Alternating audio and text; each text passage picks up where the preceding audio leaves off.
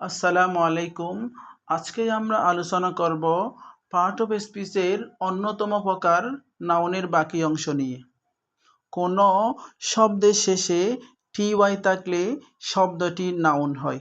যেমন necessity, safety, responsibility. Necessity knows no law. এখানে necessity শব্দটি হচ্ছে noun.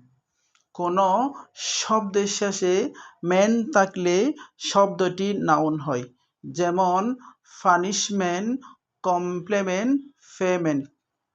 Crime demands just punishment. এখানে পানিশমেন্ট শব্দটি হচ্ছে নাউন।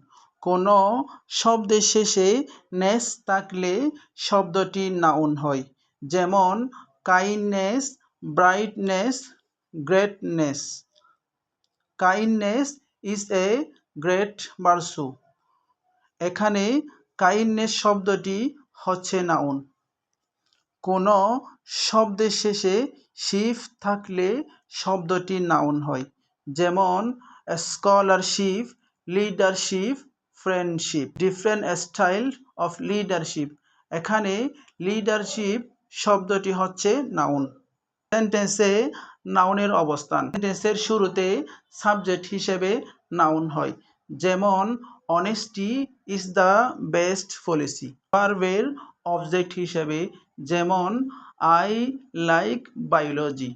প্রিপজিশন এর অবজেক্ট হিসেবে যেমন farmers depend on agriculture. Adjective এর পরে যেমন it is a dangerous animal.